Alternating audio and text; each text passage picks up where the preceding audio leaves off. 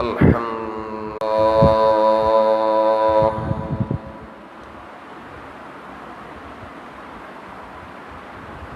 الحمد لله العلي الكبير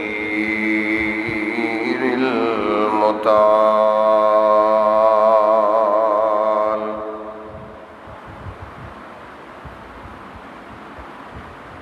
الحمد لمن هو أعلى وأولى وأرفع الحمد لمن قدر خيرا وخوال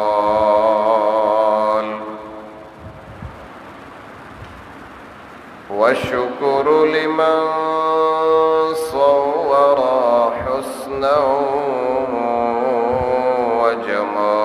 وجمال فرد صمد عن صفة الخلق بريء أزلي سرمدي خلق الخلق كمال ثم نشهد أن لا إله إلا الله وحده لا شريك له ولا فريق له ولا مزيق له ولا مزيل له وحده لا شريك له ولا نذير له ولا وزير له ولا بشير له لا نصير له ولا ظهير له ولا معين له لا مداني له ولا مناظر له ولا مقابل له ولا مجادل له لا مثل له ولا مثال له ولا تمثيل مماثل له ونشهد أن سيدنا وسندنا وإمامنا وأحبنا وحبيب ربنا وشفيعنا وشفيقنا ورفيقنا وتقينا واتقانا وزكينا وأزكانا ونقينا وأنقانا وأظهرنا وأطهرنا وأنورنا وأجدرنا وأقدرنا ومولانا وأولانا وأجلانا وآلانا محمدا عبده ورسوله اللهم صل على محمد وعلى آل محمد كما صليت على إبراهيم وعلى آل إبراهيم إنك حميد مجيد اللهم بارك على محمد وعلى آل محمد كما باركت على إبراهيم وعلى آل إبراهيم إنك حميد مجيد أما بعد فأعوذ بالله من الشيطان الرجيم بسم الله الرحمن الرحيم وما محمد إلا إلا رسول قد خلت من قبله الرسل أفإن مات أو قتل انقلبتم على أعقابكم ومن ينقلب على عقبيه فلن يضر الله شيئا وسيجزي الله الشاكرين.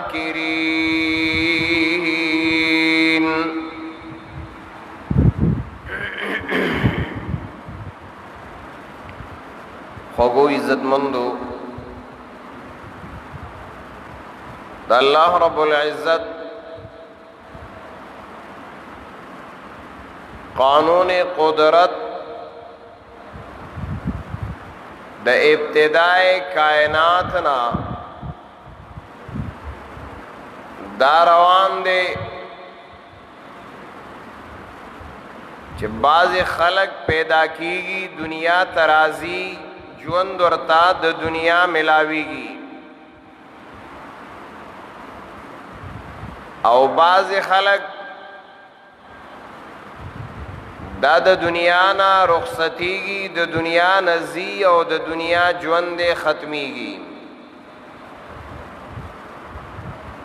د دنیا یو نظام الله جاری کړی دی چال الله د ژوند مسئلے شروع کی او چال الله د ژوند مسئلے ختمی کی د چا د عمر ابتدا او د چا د عمر انتہا د چا د زندگی لمحات شروع شي او د چا د زندگی لمحات ختم شي اللہ رب العزت د دنیا د ابتدا دا نظام روان کړی دی اور تر انتہا پوری بیوی تر دې پوری چې کله قیامت شي او د قیامت حالات قائم شي او جنت او جهنم مسئلہ قائم شي نو داغین بعد بیا دا مسئلہ ادریگی دا نظام ادریگی او په یو طرف باندې هغه روان شي چې هغه نظام د ژوند دی د مرګ مسئلې دا پای کې ختم شي بس صرف د زندګۍ مسئله روان شي او پای باندې بیا اختتام او زوال ناراضي وہ دنیا کی تغیرات راضی او تغیرات دا عالم قبلی او چکل تغیر پا عالم کے راضی نواغی کی ختموال راضی حیث یو شے من الاشیاء ہر ذی روح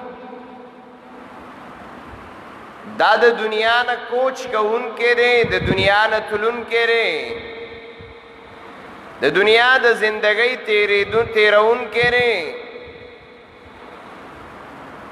او چا باندې اختتام د زندګۍ د دنیا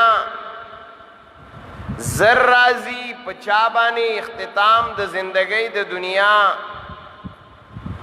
پست راضی سو وقت والی او بیا غیبانی اختتام راشی او قرآن کریم داغی بیان دا یوشتم سپارہ کی اللہ رب العزت التکڑے ہم دے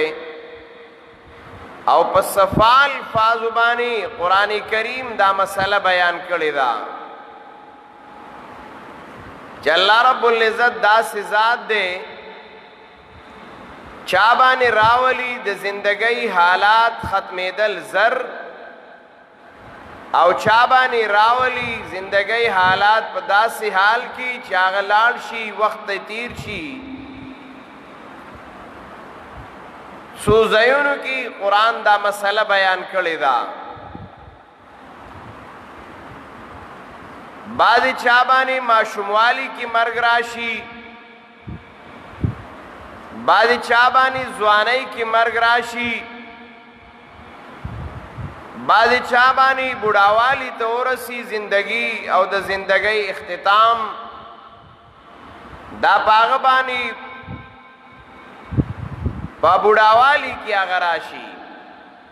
څلېرشتمه سپاره سورې مومن کې الله داغه وضاحت کړی دی په آیت نمبر 67 کې اللہ رب العزت الت فرمائی هو الذی خلقکم من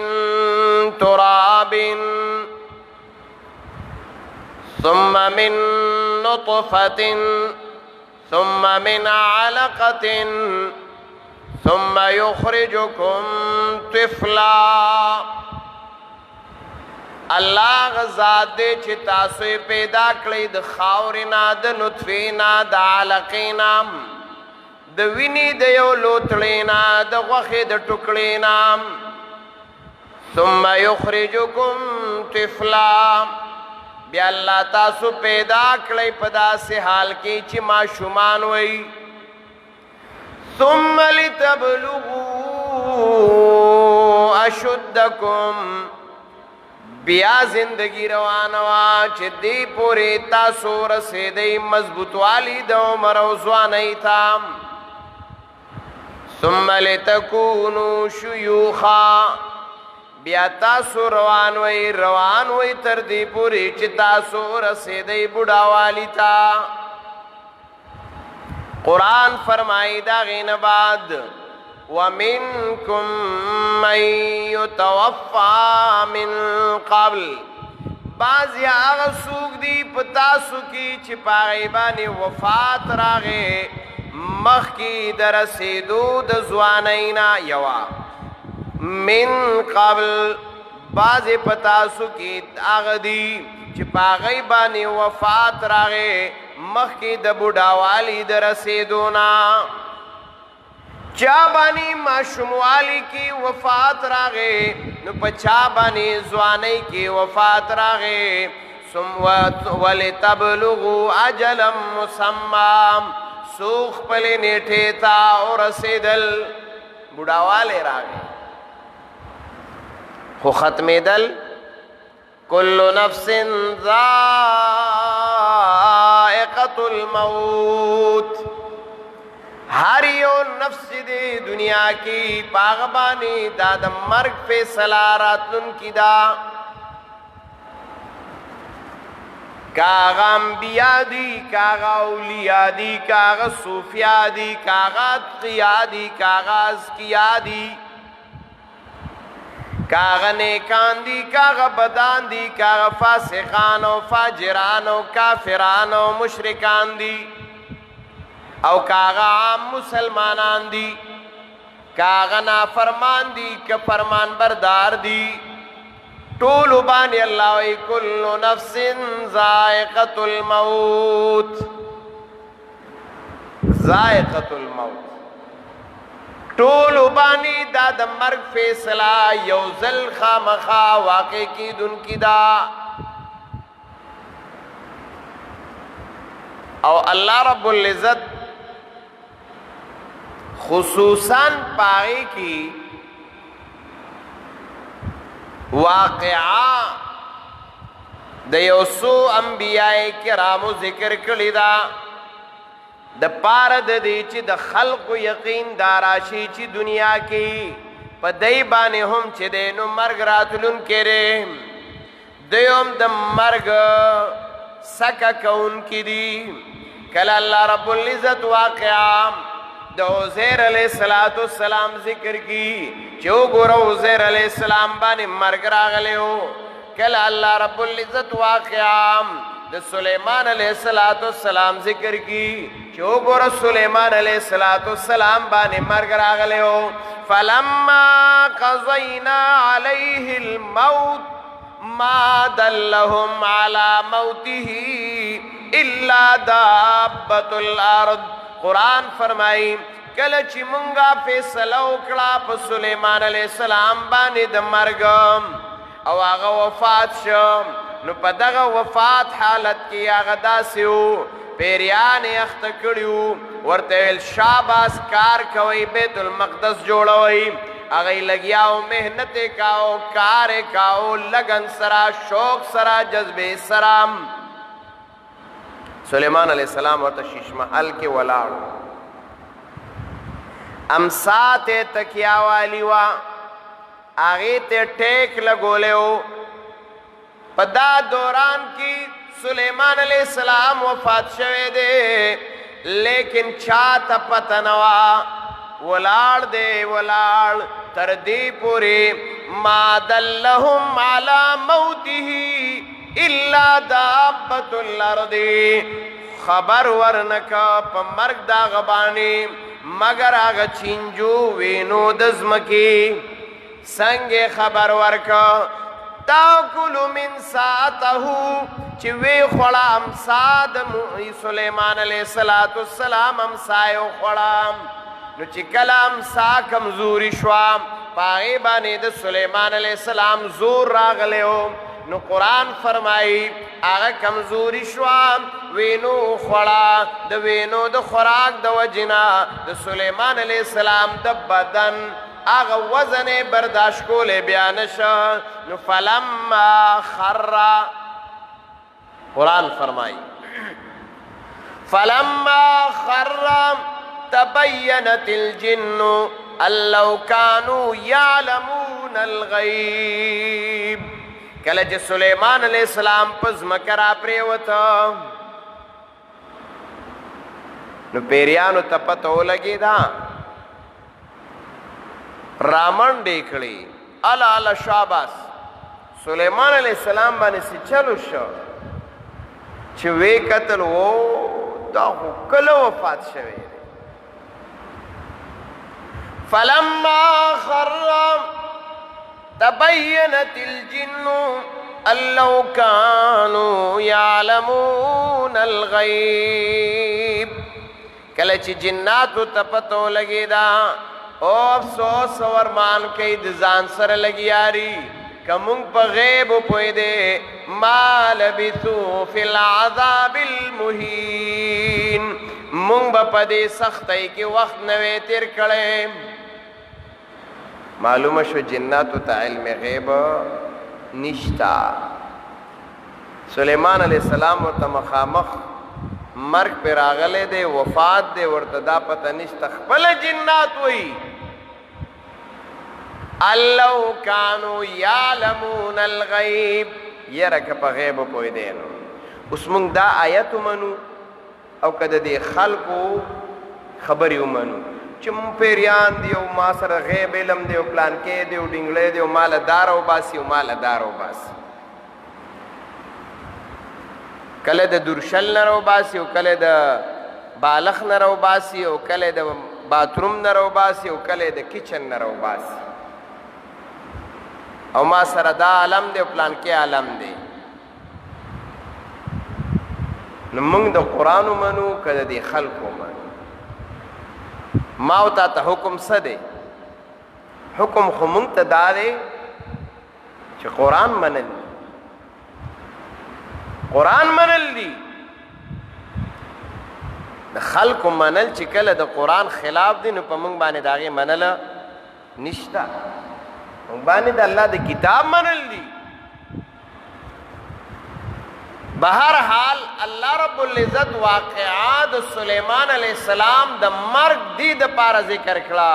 چې وګوره سلیمان علیہ السلام نبوت ورکړی شوی طاقت ورکړی شوی حکومت ورکړی شوی دی لیکن د مرګ نه د خلاصي طاقت نه دی ورکړی شوی مرګ برازي ٹھیک شو دارنگی اللہ رب العزت د جناب رسول اللہ صلی اللہ علیہ وسلم آغا د مرگ منظر چھ جناب رسول اللہ تراغلیو آغا د مرگ منظر چھ دینو اللہ ذکر کڑے دے د صحابہ کرامو پا آغا طریقی سرا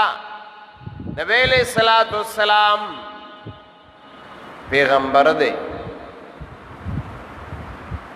خاتم الانبیاء دے امام الانبیاء دے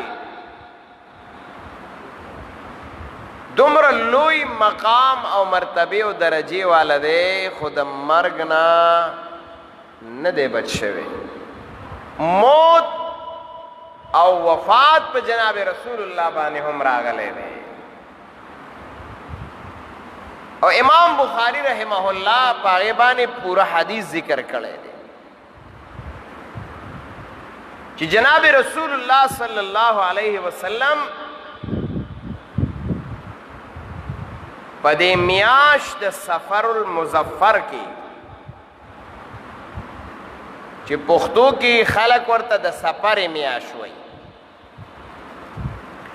او د دې میاشت نوم دے سفر المظفر پورا نوم ادارے دا پورا نوم بانی که مونږ سوچو که نو یقینا دا د ډیرو خبرو نه مونږ خلاصوي سفر المظفر معنا دا دا چې دا میاشت د ناکامۍ او د نحوست او د بلا والا نه ده دا د کامیابی والا میاشت ده ځکه دې ته ویلی شي کامیابي نو په دې میاشت د سفر المظفر چې دا دویمه میاشت اسلامي ده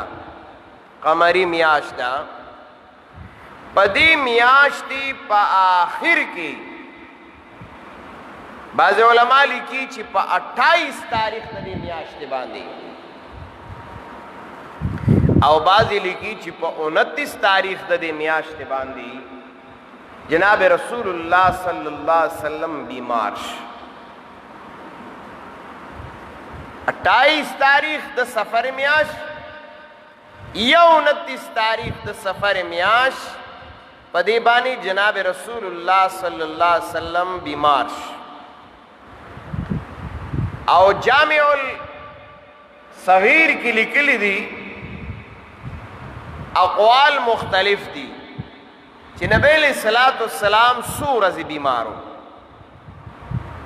نو درې اقوال هغه لیکلي دي 12 یوما 13 یوما 14 یوما 12 ورځې 14 ورځې 14 ورځې درې اقوال دي 12 14 ورځې او بعد چاپ کې دا درمیانه قول دا غوړه غړلې دی چې 14 ورځې دی نو د دې میاشتې په آخر کې جناب رسول الله صلی الله علیه وسلم بیمار شو نو موږ ته معلومه څه شوه چې نبی علیہ السلام کله بیمار شوی و د دې میاشتې په آخر کې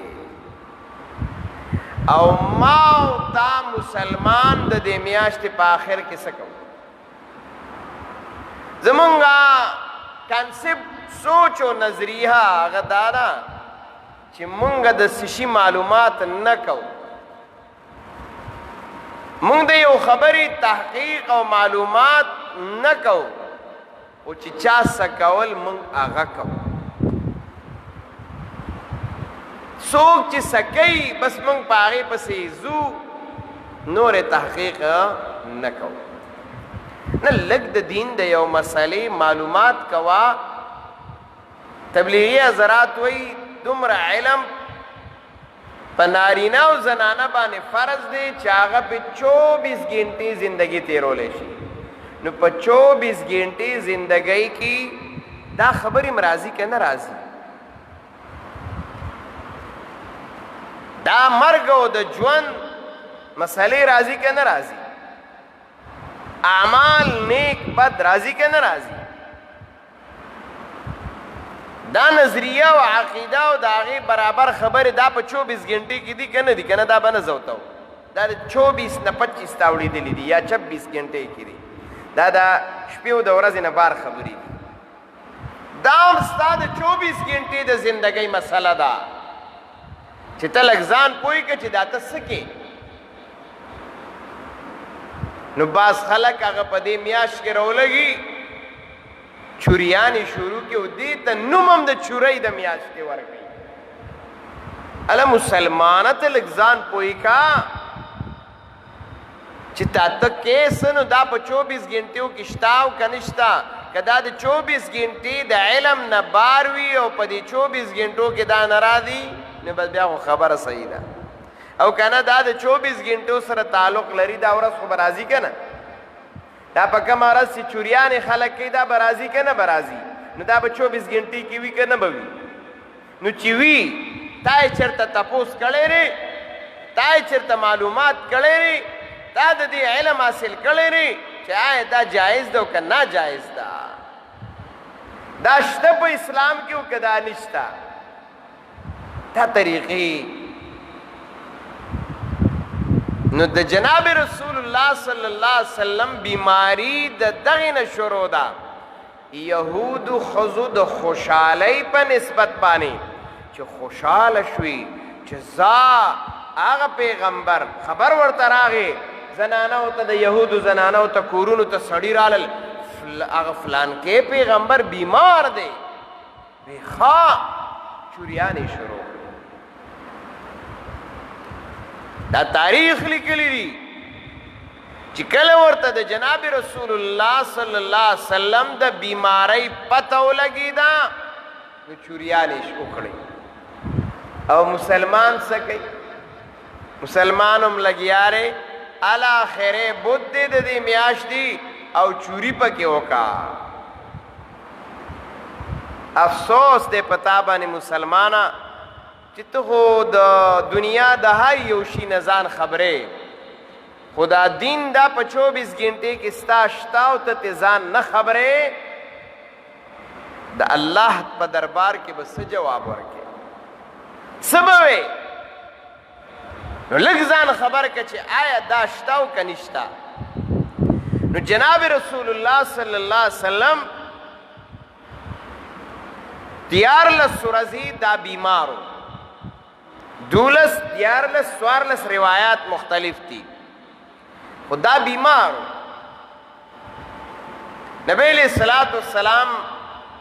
نور بیبیانو تلاړو او نور بیبیانو ته ویل که ستاسو رضاوي ستاسو خوښوي ستاسو اجازت وي نو زه کمزور یم بیمار یم زه به دا باقي څومره ورځې دي د بیمارۍ مثال کله ټیک شم بیا به ګورو خدا د بیماری ورځې دا به حضرت عائشې ام المؤمنین رضی الله تعالی عنها سره اغزیما تمام بیبیانو جناب رسول الله صلی الله علیه وسلم ته اجازت ورکړ چې بس ټیک دا جوانم دا خدمتم کولی شي او دا غي سره وا نبی علیہ الصلوۃ والسلام د حضرت عائشې رضی الله تعالی عنها دا غي کور ته بس هغې کې مقیم شو او د نورو بیبیانو کورونو ته نبی علیہ الصلوۃ والسلام نشتلی بدل تکیو تر دې پوری تاریخ لیکي خبره بکو چې د جناب رسول الله صلی الله علیه وسلم مرگ موت دا د حضرت عائشہ ام المؤمنین رضی الله تعالی عنها په کمره کې راغلی دی او د حضرت عائشہ رضی الله تعالی عنها په جولۍ اور په پتون باندې سر ایښو دی او جناب رسول الله صلی الله علیه وسلم ته مرګ راغلی دی او نبی علیہ الصلوۃ والسلام هغه ته حضرت عائشہ رضی الله تعالی عنها په آخري وخت کې د نبی علیہ السلام آخري وخت دی نبی علیہ السلام ته حضرت عائشہ رضی الله تعالی عنها په خپل خوله کې مسواک نرم کو نبی علیہ السلام ته ورکو نبی علیہ السلام په آخر کې مسواک ہوا دین علماء کرام لیکي چې د مسواک دومره لوی فضیلت دی چې نبی علیہ الصلوۃ والسلام د مرګ په آخري لمحاتو کې مسواک والے دی. صحابه کرامو په دې ځای کې ورکړی و دا مسواک. دومره پابندي به کولا چې کله به مونځ ته ودرېدل تاسو اوس هم عربو ته لاړ شئ هغې دا عادت دی بس مسواک دې نه روباسي خوله کې وایي بیا مونځ ته ودرېږي. دا د هغې داسې عادت جناب رسول الله ګرځولی. وجه دا ده چې نبی علیه السلام چې کله وفات کېده نو د هغې نه یو څو لمحې مخکې نبی علیہ السلام مسواک والے. مسواک دا پکار دی چې مسلمان وی یو پی د الله رضا حاصلیږي او بل مطهرة للفم صفائیم پی راضی دخلی. نو نبی علیہ السلام د حضرت عائشہ ام المؤمنین رضی اللہ تعالی عنہ پکور کی دے بیمار دے او د یهودو زنانو چوریانې شروع کړي چې الا هغه چې مونږ ته داسې تنګو مونږ ته داسې تنګو چوریانې وکړي خوشحالۍ نه. نو دا چوریانې کول دا ګوره د شریعت اسلامی نه ثابت نه دي. البته د خرافاتی انسانی نه ثابت. دا خرافات د مخکې نه ثابت دي د شریعت نه نه دي ثابت د خرافاتو نه ثابت دي. دا خو ذهن ته راله دا خبره. نو بعضې خبرې ما او تا لګیا یو کوو په هغې کې ثواب ګڼو هغې ته ښه وایو هغې ته دا وایو لیکن ګورې هغه په شریعت کې نه وي. ځان هندوس تړی او خدای ناراض والا خبره ده. دویمه دا خبره چې دا میاشت سفر المظفر ده سپیره نه ده بلاګانو نه ده. دا د خلکو ځان نه یو سوچ دی فکر دی. اوس خدا نشته دی هر سړی ګوري څه د نیټ مسلمان شو څه د فیسبوک مسلمان دی کم سے کم او څه چېرته اورېدلي د چا نه نو څه ناڅه پوهېږي چیرې دا شی خو شریعت کې نشته بلاګانې دي او چا به وي ما پسې شاته پسې هیکل کېناسته او تر هغه ځای پورې مې بلا یوړه او رانه کوز شوه او بیا تې ما منډې کړې او چا به وي ما پسې وه زه تې کور ته ننوتم او بس داسې خدای تې بچ کړم. چا به وي ما پسې کپن کې راوتي وه بس دا د ځان نه کیسې مشهورې وي حقیقت نه دارد حقیقت نه او بیا به چې کوم دی نو ماشومانو سره دومره چاړه یې ښودي وه هلکه د وخته نه ته قاتل جوړې دومره چاړه به ورسره د بالغ لاندې ماشومانو سره یې ښودي وه. ولي وایي دا د سفر میاشت ده بلاګانې تېرېږي را تېرېږي هسې نه چې دا ماشوم راله خراب نه کړي نو دومره چاړه یې ورسره یې ښودي وه. نو ته خو پخپله هغه په لاس چاړه ورکې چې همدغه چاړه راوالي او ماشوم دې پرېښی دی او په یو دوه چاړې ووایي هغه به په دې چاړه څه وکړي. هغه ستا او زما غونته کمعقل خو نه دي چې هسې چاړه دې پرته یو د هغې نه دې یېرېږي. هوښیار خلک دی هغې کې خو بل علم دی که نه. نو دا چاړې بیا به بعد ماشومانو له بکسوی په دې ځایونو کې ورکړی وي هله د اوسپنې څه شی چې کوم دی دا به د ماشوم سره ټچ کړی و. دا یو کیسې روانې وي. الحمدلله ثم الحمدلله د قرآن او د سنت د بیاناتو سره د هغې د علم سره دا خبرې رو رو ختمې شوې خو ها اوس هم د ډیوي په لاندې تیاره پاتې ده بعضې پکې اوس هم په دغه جهالتونو کې پراته دي. نو خبره مې دې پورې کوله چا ورته د بلاګانو میاشو ویله چا ورته د کونډو میاشو ویله چا ورته د چورۍ میاشو ویله او چا ورته څه وویله او چا ورته څه وویله. جناب رسول الله صلی الله علیه وسلم دې میاشت کې چې کله بیمار شي نو په ربیع الاول میاشت کې ورپسې چې کومه میاشت ده پای کی جناب رسول الله صلی الله علیه وسلم د پیر پر از باندې چې ما او تا ورته پیر سلورم سوموار دا وایو. اوس دا خو نیو جنریشن دا نه پیژني چې پیر څه ته وایي سوموار څه ته وایي. هغه خو هغه انګلیش هغه څه چل دی او سنډې او منډې ما دا منډې او تړلې دي دغه او منډې پیژني. نو دغه پیر ورځ منډې ورځ چې ده په دغه ورځ باندې جناب رسول الله صلی الله علیه وسلم هغه د چاشت په وخت کې یا وقت الضحا د چاشت په وخت کې جناب رسول الله صلی الله علیه وسلم وفات شوی. او چې کله نبی علیہ الصلوۃ والسلام وفات شو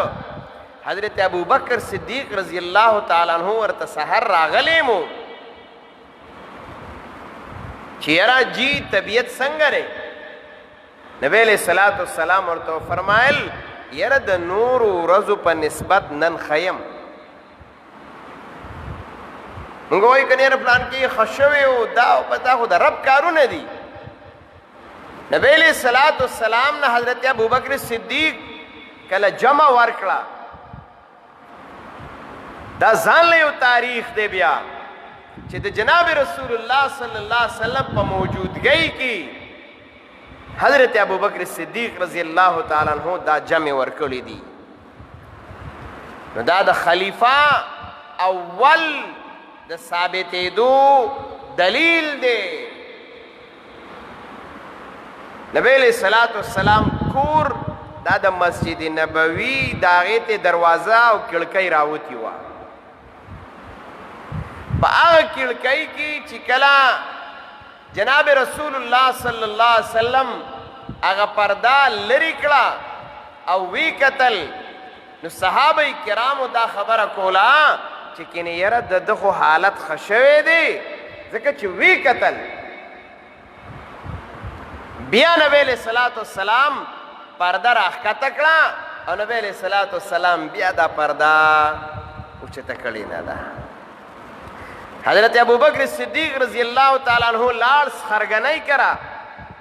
بل محله کې بل کلی کې سخرګنی وا هغه کر لاړ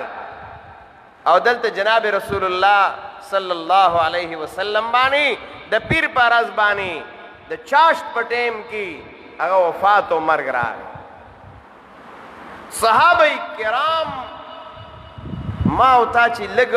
حادثاتي مرګ راشي ټول په ششو پنج کې یو ټول پریشان یو ټول په غم کې یو چې د یو عام انسان داسې حالت په ماحول او په معاشره باندې راځي نو ستاسو څه خیال دی چې د امام الانبیاء خاتم الانبیاء دا هغه په موت او په وفات او په مرګ باندې به کم حالت جوړ کم غم به جوړو کم پریشانی به جوړوا. صحابه کرام ډیر په پریشانی کې دي غم کې دي مختلف حالات جوړ شوي دي مختلف حالات موبایل خون ټلیفون ونه حضرت ابوبکر صدیق پسې چې خبر تله هغه بیا راتله پای کې وخت لګېدلی و. ابوبکر صدیق رضی الله تعالی عنہ ته چې کله خبر لاړه چې راشه دغسې مسله ده د جناب رسول الله صلی الله علیه وسلم د دنیا نه رحلت او سفر وشو د هغه ځای نه په منډه باندې راخطا دی او ځان را رسوي دې دپاره چې یاره حالات کنټرول کی د حالاتو جایزه والی او دا یقینا چې کله مشر دا د حوصلې والی دا د صبر و تحمل او د برداشت والی نو د هغه کشران خود به خود صبر شي هغه تحمل او برداشت پیدا کی او چې نه مشر په خپله په چغو شي خپله د برداشت نه باری خپله د صبر و تحمل والا نه نو کشران خو خود نه بیا نو دی وجې نه دام مونږ ته سبق دی چې ګورې په داسې حالاتو کې د غم او د پریشانی په حالاتو کې ما او تا ته سبق دا راکوي چې دا د صبر او د تحمل د برداشت لمن به نه پرېږدي. ځکه جناب رسول الله صلی الله علیه وسلم فرمایي لیس منا من ضرب الخدود وشق الجیوب ودعا بدعوى الجاهلیه. نبی علیہ السلام فرمایي زما د امت نه زمانه نه دی چې غم پې راغی او په ځان یې راکېښول، غم پې راغی او کپړې شلولې شروع کړل، غم پې راغی او د جاهلیت چغې شروع کړې. نه، مسلمان ته د صبر و تحمل او د برداشت حکم دی. به هر حال وقت ختم دی، بیا به انشاءالله باقي مسله کوو. الله رب العزت دې موږ او تاسو ته د قرآن او د سنت تابعداري هغه نصیب وګرځوي. الله زمونږ زندگی د قرآن او د سنت مطابق کړي. الله زمونږ اعمال، اخلاق، عقاید، نظریات الله د قرآن او د سنت مطابق هغه وګرځي. الله زمونږ حالات سازگار کی، پریشانی او مصیبتونه زمونږ لري کی. الله رب العزت په مونږ کې د صبر او تحمل او د برداشت ماده پیدا کی. الله چې کوم بیماران دي ته ول صحت کامله عاجله نصیب کی. څومره مسلمانان وفات شوي دي الله مغفرت او بخښنه نصیب کړي. صلی الله